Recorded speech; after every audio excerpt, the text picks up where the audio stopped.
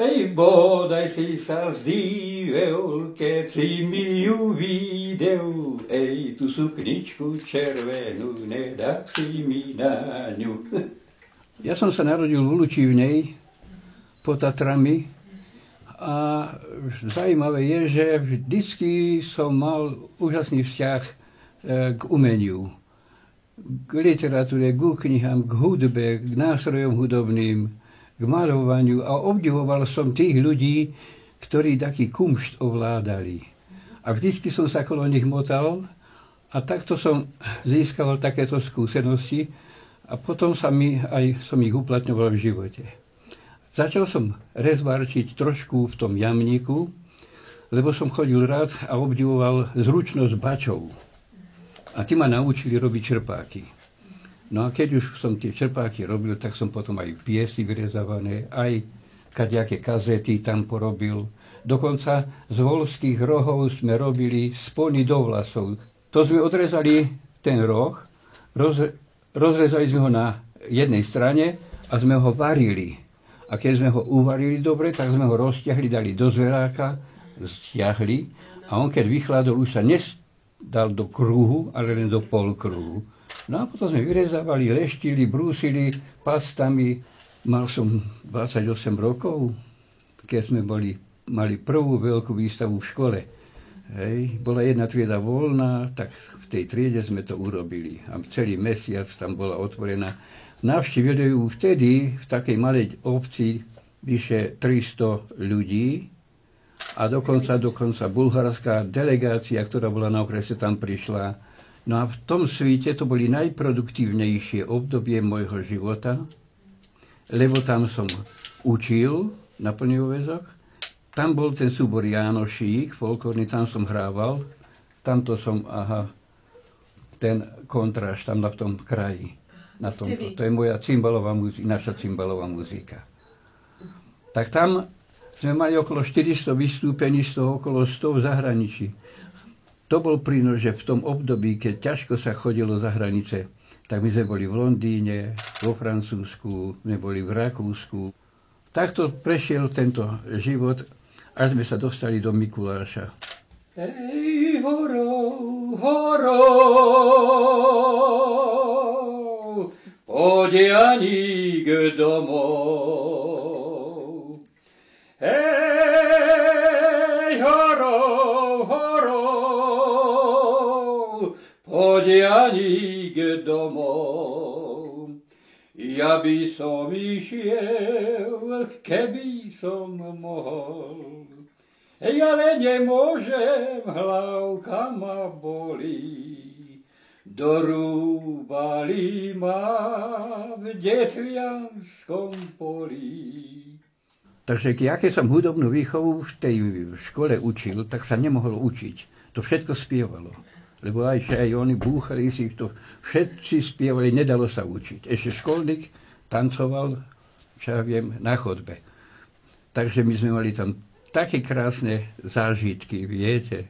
No ale už som 15 rokov na dôchodku a viete, že najťažšie je prechod odrazu ísť do dôchodku. Tak ja som ešte učil na polúväzku 1 rok, ale už som mal toľko, povedzme, v hlave, že čo budem robiť. Mal som dlátka, mal som všetko možné pochystané, tak som sa chytil do toho rezbarstva. Tak som začal robiť tie trojrozmerné postavy. Tento vyzerá taký ako tiež samouk, lebo ten si aj basu urobil.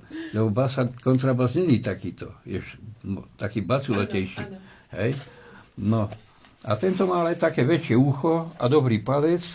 A to je pre basu dobrý znalec. To je taký barový basista. Toto je Peško s tou fujarou, čo hrával v Československom rozhlase. 195 cm vysokých chlap. Najlepší fujarista. No a tak, vidíte, som si ho zväčšnil. Ale prečo som si ho zväčšnil?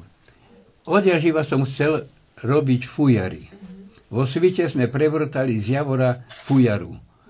Ale nikto nám nechcel prezradiť, ako sa dierky vrtajú, kde, ako ďaleko od seba a tie hlasívky, ako sa presne robia. Oni medzi sebou rozprávali, oni sa vylepšovali tým, že jeden vedel to, druhý ono. a boli stále lepší. Ale nechceli ten svoj fortel odovzdať nikomu. Až sa stalo v Mikuláši, že som čítal noviny a tam sú popísaní 4 alebo 5 fujaristi a každý niečo prezradil. A ja som sa z tejto knihy naučil robiť fujary. To je moja prvá fujara. Moja prvá fujara. Myslel som, že ani nebude hrať, ale ona na potvoru aj hrá trocha.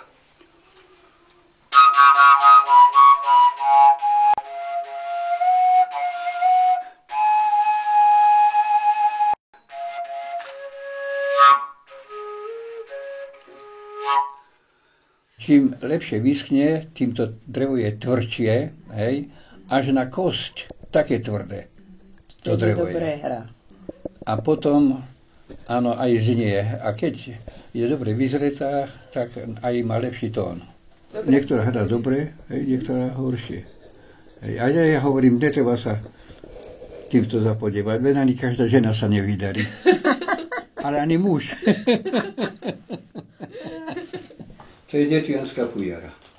No, a len preto som ju robil, lebo je aj tá výzdoba uznávaná a hovorí sa, že toto je typický, áno, fujara 170 cm, tak ako má byť.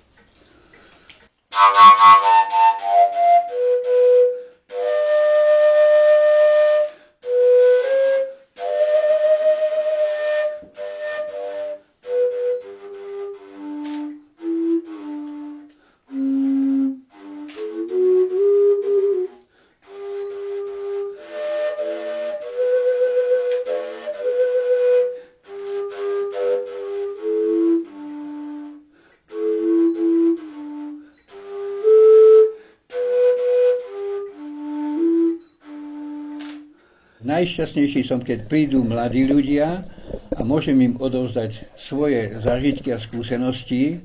Pozrite, tie kostoly som robil tiež z kalendárov, hej, ktoré sa mi tak zapáčili.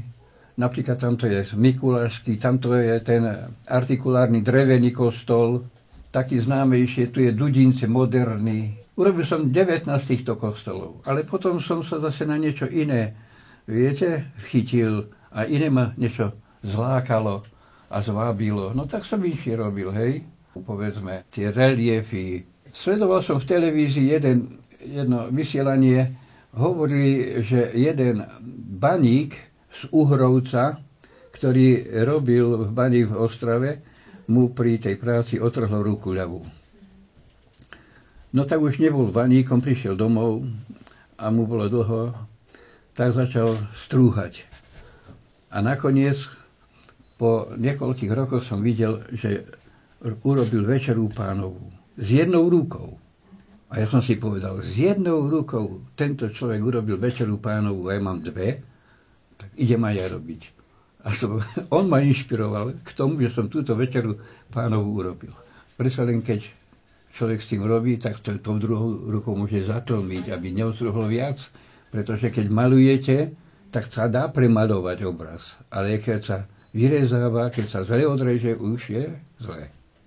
Odrežeš ju, umrtvíš ju, vyschne na kosť a keď už celkom zomrela, ty jej urobíš oblôčik, hlasivky, dierky, fúkneš do nej a ona vydá tón. Oživíš ju, znova žije, ale spieva iné piesne, ako keď vietor rozševelí listie na tejto chabze. A ona teraz spieva piesne.